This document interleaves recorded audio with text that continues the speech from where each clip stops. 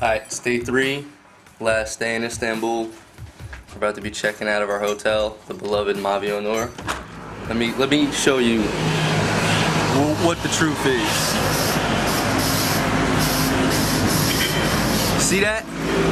That's the only spot to stay at in Istanbul.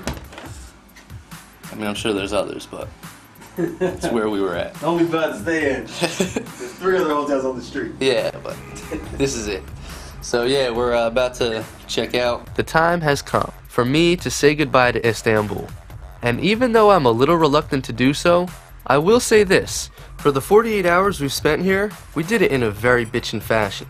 And we did in 2 days what most people would get done in a week. So we definitely have to pat ourselves on the back for that. But our journey must go on, and it is leading us to a small countryside on the Aegean coast. It's Dikili, a coastal town and district of the Izmir province of Turkey. Being home to many summer beach resorts, it is known mainly for its tourism and is its busiest in the summer and basically dead during the winter. Tourism mainly consists of Turks, but this white boy from New Jersey wasn't going to make that affect his perspective, or anyone else's for that matter. Now I know what most of you are thinking, what's he doing here? I mean, all of Turkey can be deemed sick somehow, but it's such a big country. Why Dikili? Why the Aegean? Well, it all started when I was given the opportunity to teach video to kids from all over the world, covering over 20 different countries. I jumped all over it, and now I'm swimming in the Aegean and seeing the sweeter side of life. Finally. The Institute is over 3 weeks, but don't just think I'm going to be teaching all that time. That wouldn't make for a good TV show now, would it? We called the Dechemko Resort our home for the next 3 weeks, and I gotta say, between the view, the water, and their western spin on Turkish food, I'm giving the producers much props on this one. Now the location isn't that appealing. It is a 20-minute bus ride to the town of Dikili, but being on this side of the country does have some perks. Being close to some of the most ancient and historic sites Turkey has to offer is one. And did I mention the view? Thought so. I start by exploring the town of Dikili, seeing the people and what they do here, and in a word, I'm amazed. The beaches aren't Caribbean status, but let's be real here, you're in Turkey. Alright, so we're here at a public beach in Dikili. Water looks beautiful. The water is beautiful. Just what you need to contrast the heat of the Dikili sun. It's far less expensive for everything over here, and whatever you're looking for you can find on the few main streets in the town, several great places to eat, and a bazaar all their own. Even a community beach. No traffic lights, but hell, who needs them when you got a view like this? Now between classes there are a few trips planned for the entire institute. The first being one of the hottest boat rides I've been on in my life. And I ain't talking temperature. It all starts in the arbor city of Ayvalık on the Aegean coast, where we embark on this Aegean cruise. Now, they use the word cruise lightly. It's more like a day trip on the Aegean, but it is still a must if you're on this side of the country. In our case, we got a really good deal since we had such a large group. But people go on these types of cruises all the time, and you don't need a big group. You can just hop on, enjoy yourself, and make some new friends in the process. They almost always include a meal, a lot of dancing, and they usually don't mind dealing with the rowdy ones, like these guys.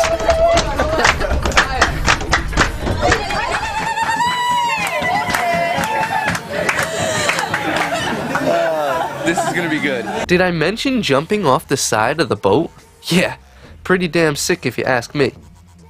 They travel to different small islands on the Aegean, drop their anchor, and let you do as you wish. We took this opportunity to shoot our own version of I'm on a Boat, the Aegean remix. But for the sake of television, well, just check us out on our Sick Travel Destinations blog. There, plug complete. Our boat had a slide on the back and a plank on the front. And did I mention the dancing? It can get pretty wild on one of these things, so be prepared. But all in all, a really great way to have some fun, get away from the monotony of the resort, and see a beautiful side of Turkey. Our second trip was far more epic, and it all started in the small mountain village of Sirinj. Sirinj is a touristy village, population approximately 600 people, but this town is visited by thousands due to bus tours of all varieties like the one we are on today. Our final destination is the ancient city of Ephesus, but we will start in Sirinj. where we'll do a little shopping and soak in the local flavors. One of those flavors being wine. There's a lot of wineries here, so we should have some fun. In Turkey, Syringe is famous for its wines, whether white, red, or its world-renowned fruit wines. If you're in this neat little village, you gotta try the wine, so you better believe I did. This is Mehmet, owner of this small winery near the city square. I'm a huge fan of reds, and this winery is said to have great Merlot and Cabernet Sauvignon that you can't get anywhere else. How much for that? 15? What's a good fruit wine? Now, as much as I like red wine and disagree with the idea of a fruity wine, I wasn't gonna come here and not try them. Black mulberry being the most popular, and that is what I started off with. Can't be drinking too much of this. Well, that's good. But other great flavors include cherry, kiwi strawberry, and raspberry. Ah, bellissimo. Wait, that's not Turkish. Yeah, we're good. When we return, a goddess of fertility. So Mike, what's the story behind this? This is the female goddess of fertility, and that's why she has so many breasts. Some upscale living, Roman style. This is just insane. Just insane. I don't even know what to say right now. And Dan walks in St. Paul's footsteps. Paul, the prophet, the guy, come on. Only on Sick Travel Destinations.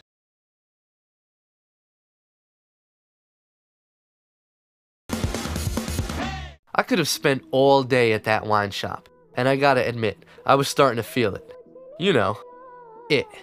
So before I got totally obliterated and missed our next segment, I decided to leave Mehmet's shop and carry on to Ephesus. Ephesus was once one of the largest cities in this region of Asia, seeing all sorts of empires from Greek to Roman to Ottoman, but also seeing people inhabit this land since 6000 BC. Yeah, you heard me right, that's 8,000 years in the making, and upon entering, let's just say I was captivated. That's all. Being home to many great iconic structures of a variety of periods, like the Temple of Hadrian, Temple of Artemis, the Library Celsius, and the Church of the Virgin Mary. Not to exclude their Grand Theater, one of the largest open theaters ever constructed, and this building, known as the Terrace Houses, or Houses of the Rich. Built during the Roman rule, the terrace houses give us a great glimpse of what life was like back then. So, this is what they call the terrace housing of Ephesus. This is the most well-preserved part of the ruins. Said to be like rich housing, and yeah, it's very well preserved. A lot of old artifacts, old rocks and things like that.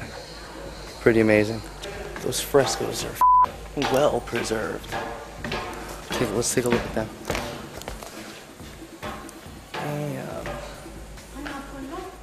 Since it is so well preserved, it is truly like you're walking into a time machine, and this one was set for 30 AD. This is insane.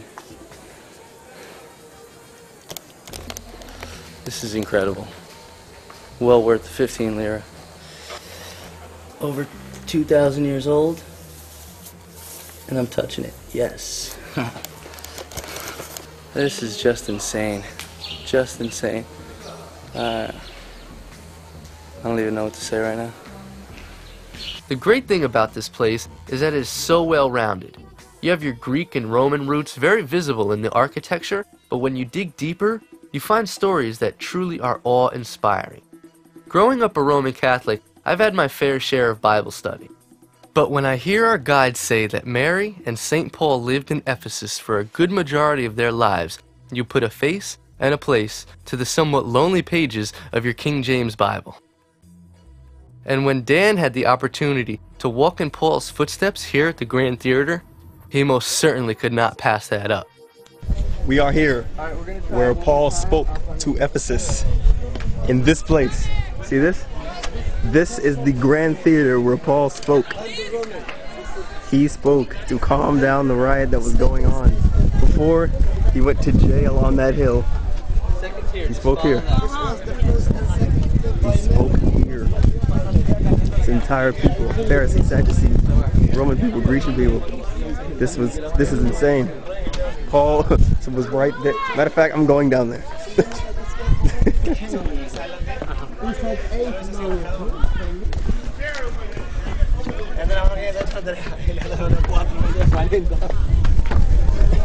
Paul was right here. Paul was right here. He walked this same step. Look at this. I'm walking where Paul walked. Look at it. Do you understand what I'm saying? See, Paul, the prophet, the guy. Come on. Whether you're going for the history, the sights, the art, or the architecture, Ephesus is certainly one part of Turkey you cannot pass up. It's like taking a field trip back in time, and this trip ranged over thousands of years. A truly sick moment in my life.